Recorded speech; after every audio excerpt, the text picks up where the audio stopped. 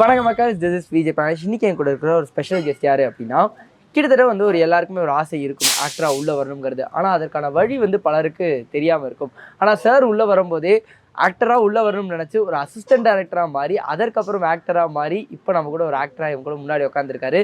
என் கூட இன்னைக்கு சௌந்தர் சார் தான் இருக்காரு. அவர்கிட்ட நிறைய விஷயங்கள் அவரை பற்றி பேச போகிறோம். வாங்க பேசலாம். வணக்கம் சார். ரஜினி ரசிகன் பத்திரிக்கை அவங்க ஆரம்பிச்சாங்க. ஓகே. அப்ப நான் பணக்காரன்ல அசிஸ்டன்ட் டைரக்டர் சேர்த்துட்டேன். அவர் படம்லாம் எடுக்கலாம், நம்ம கிட்டே இருங்க தம்பி இருங்க தம்பின்றாரு. இல்ல நான் சினிமா தானே அப்படின்னு சொல்லிட்டு நான் ஆக்டிங் சான்ஸ் கேட்டேன் அவர்கிட்ட போயிட்டு. ஓகே சார் இது மாதிரி சார் நான் நடிகை சான்ஸ் நீங்க ஒன்று பண்ணுங்க, அது இருக்காரு நிவாஸ், அவர்கிட்ட போய் கேளுங்க, கேமராமேன் நிவாஸ் கேளுங்க. இப்போ காலேஜ் மாதிரி ஏதாவது ஒரு ரேங்கிங் மாதிரி இருக்கு. ஃபர்ஸ்ட் அனுபவம் அதுதான் ரஜினி சாரை பார்த்தது. அப்போ வந்து பார்த்தீங்கன்னா கொடைக்கானல் ஷூட்டிங். ஓகே. பயங்கர குளிர்னா ரொம்ப 3 டிகிரியில் 4 டிகிரி அந்த லெவலில் இருக்கும். எல்லாம் நடிங்கினே வேலை பார்க்கும். எப்பா போஜா எல்லாருக்கும் என்ன இப்போ ஏதாவது கவனிங்கடா, எல்லோரும் குளிரில் நடுங்குங்க பிள்ளைங்க, ஏதாவது சார் பார்த்து சார் இந்த மாதிரி கிளைமேட்லாம் எல்லாம் தப்பு இல்லை சார் அப்படின்னு சொல்லிட்டு. இல்லை, இந்த ஒரு விஷயம் அவர் கூட நடக்காமல் இருந்திருக்கலாம்னு நீங்கள் நினைக்கிற ஒரு விஷயம் இது மேபி இல்லாமல் இருந்திருக்கலாம். இல்லை, கசப்புன்னா எனக்கு தெரிஞ்சு ரஜினி சாரோட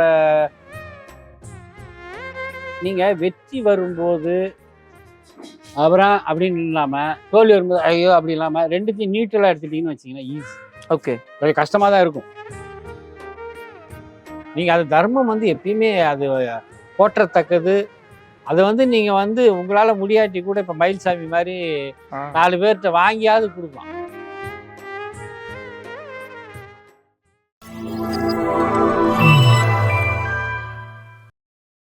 ஸோ இந்த இன்டர்வியூ பேர் முதல் சந்திப்பு, முதல் தித்திப்பு, முதல் கசப்பு.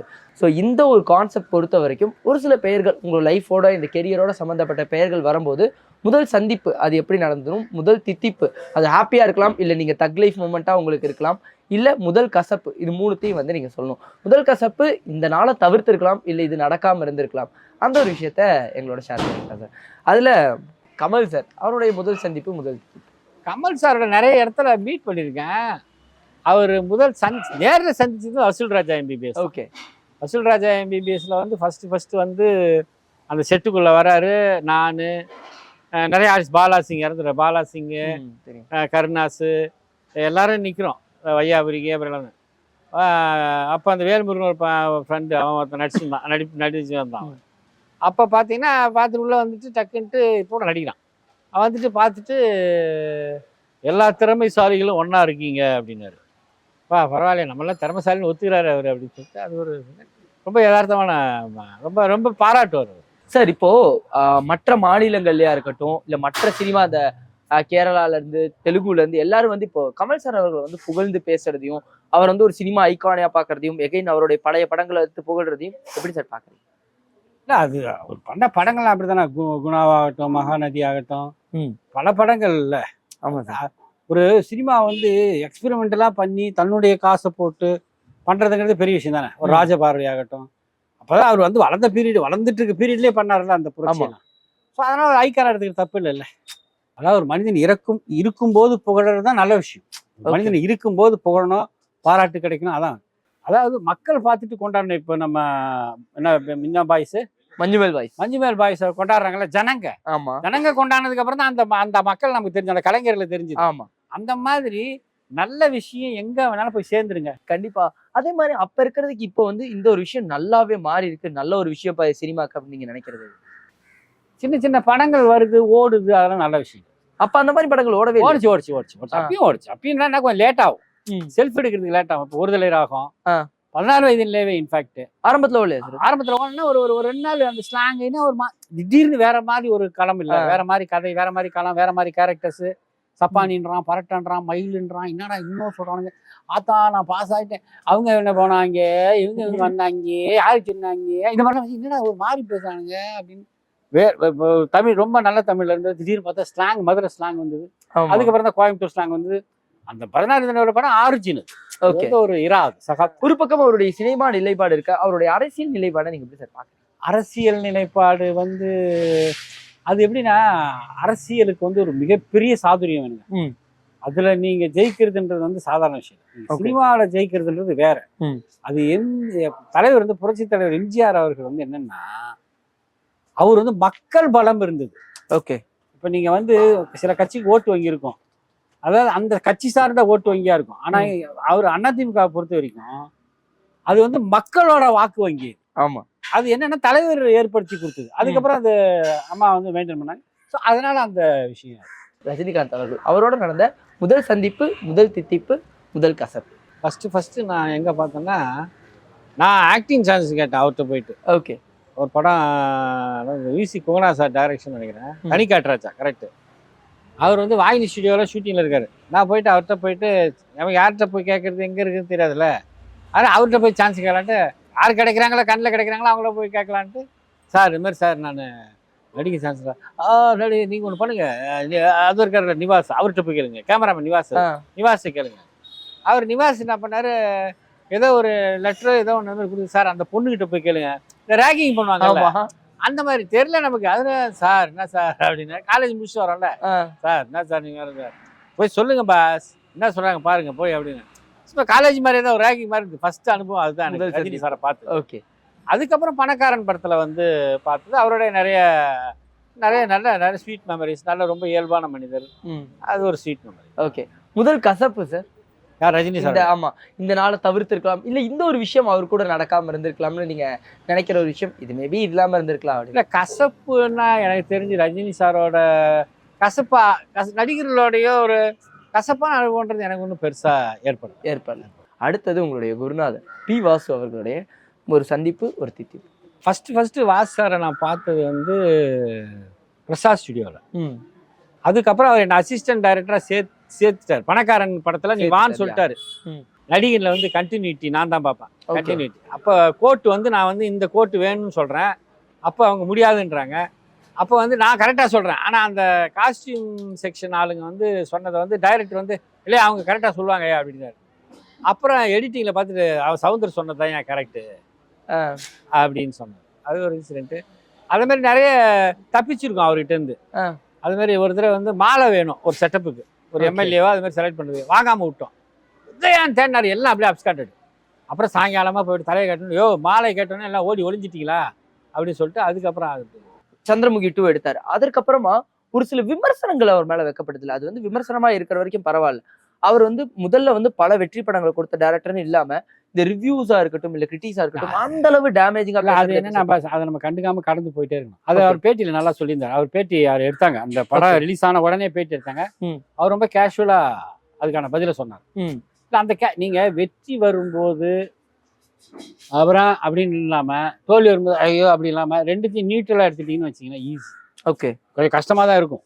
அதாவது ஃபெயிலியர் வரும்போது என்ன இவ்வளவு செலவு பண்ணிருக்கோம் அவ்வளவு பண்ணிருக்கோம், பட் இருந்தாலும் அதை நீ கடந்து தானே ஆகணும்.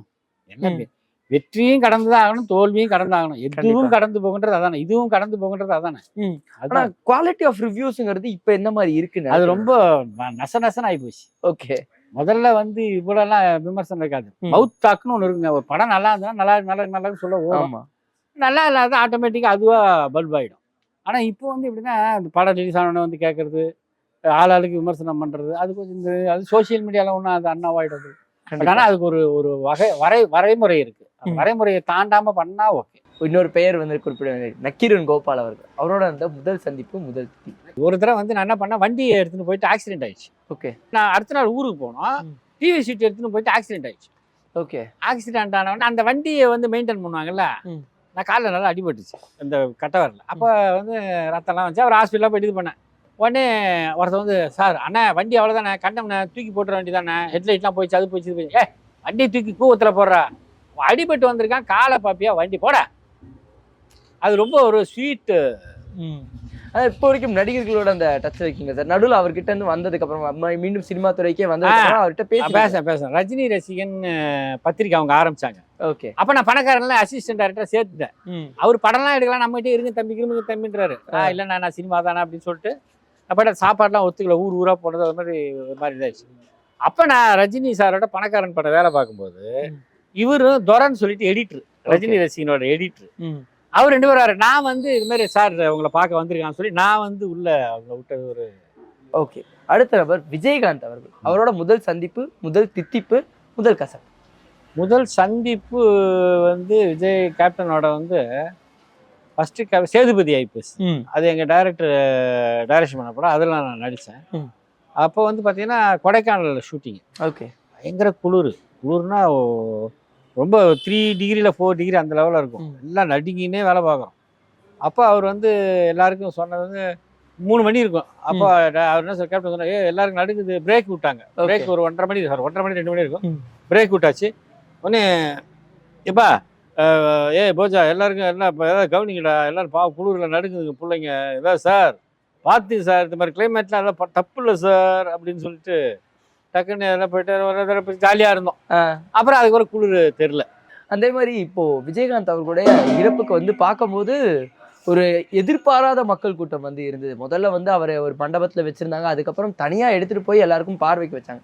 இந்த ஒரு மக்களோட பேராதரவு நீங்க எப்படி சார் பார்க்கல? அதுதான் தர்மம் தலைகாக்கும் தான். நான் தான் வந்து இருந்தாலும் மறைந்தாலும் பேர் சொல்ல வேண்டும், இவர் போல யார் என்று ஊர் சொல்ல வேண்டும்ன்ற மாதிரி தலைவர் பண்ண மாதிரி, நீங்க அது தர்மம் வந்து எப்பயுமே அது போற்றத்தக்கது. அது வந்து நீங்க வந்து உங்களால முடியாட்டி கூட இப்ப மயில்சாமி மாதிரி 4 பேர்கிட்ட வாங்கியாவது கொடுக்கலாம், தப்பு கிடையாது. ஒரு படிப்புக்கு, ஒரு வெள்ளம் வந்தப்போ உதவி பண்றது, இந்த மாதிரி மக்களுக்கு வந்து ஒரு அசாதாரண சூழ்நிலை ஏற்படும் போது நம்ம அதை நின்று நம்மளால முடிஞ்ச அளவுக்கு, இதை இப்போ இந்த தம்பி ஒருத்தன் பாலான்னு ஒருத்தன் கேபிஐ பாலா பண்றாங்க, அது மாதிரி அந்த ஆம்புலன்ஸ் கொடுக்குறது, அவனுக்கு ஒன்றும் நெசசிட்டியே இல்லை, ஒன்றும் பெருசாலாம் சம்பாதிக்கல, கோடி கணக்கில் அவனுக்கு வர்ற அமௌண்ட்ல வந்து அவன் வந்து ஏதோ ஒன்று பண்றான்ல, அதெல்லாம் மிகப்பெரிய விஷயம். கண்டிப்பா சார். இந்த ரவுண்ட்ல என்னோட கடைசி பர்சன் வந்து மனோரமா ஆச்சு.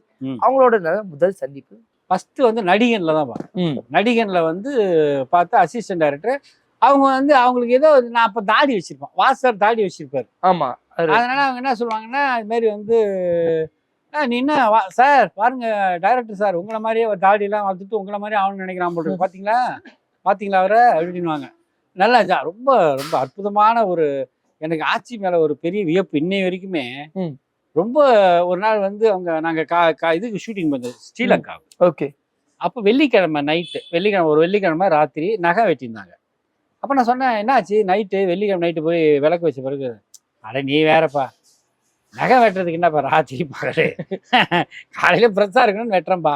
எனக்கு ஆச்சரியமா ஆயிடுச்சு, இவ்வளோ சென்டிமெண்ட்டாக நடிக்கிற ஒரு அம்மா, ஒரு ஒரு அந்த காலத்து நடிகை அப்படின்னு நம்ம நினைப்போம். ஆனால் அவங்க வந்து அப்புறம் இப்போ ரீசெண்டாக ஒரு பேட்டியில் படித்தேன், ஒரு ஹஸ்பண்ட் இறந்துட்டாரு, அதுக்கப்புறம் நீ பூ வைக்கக்கூடாது பொட்டு வைக்கக்கூடாது எந்த வகையில் நியாயம்? அவங்க வர்றதுக்கு முன்னாடி நம்ம பொட்டு வச்சிருந்தோம், பூ வச்சிருந்தோம், அதெல்லாம் போனதுக்கு அப்புறம் வைக்க கூடாது எந்த வகையில் நியாயம் அப்படின்னு தோணுச்சு அப்படின்னாங்க. அப்பவே ஓப்பனா. ஆமா, அது எனக்கு ரொம்ப ஆட்சி வாயில பரவாயில்ல, என்ன ஒரு ஒரு ஒரு சிந்தனை அது யோசிச்சு. அது எனக்கு ரொம்ப அவங்க நிறைய பேசியிருக்காங்க என்கிட்ட. எம்ஜிஆர் சாரு நடந்த, ஜெயலலிதா அம்மாவுக்கும் அவருக்கும் நடந்த அந்த விஷயங்கள்லாம் ரொம்ப இன்ட்ரெஸ்டான விஷயங்கள், செட்ல நடக்கிற விஷயங்கள் ரொம்ப எனக்கு ரொம்ப பிடிக்கும். கண்டிப்பா அவங்களோட நடிச்சதுலாம் எனக்கு வந்து கொடுப்பேன் சார். இந்த ஒரு பேட்டிக்கு ரொம்ப ரொம்ப நன்றி. ரொம்ப நன்றி. தேங்க்யூ. சந்தோஷம். நன்றி, வணக்கம்.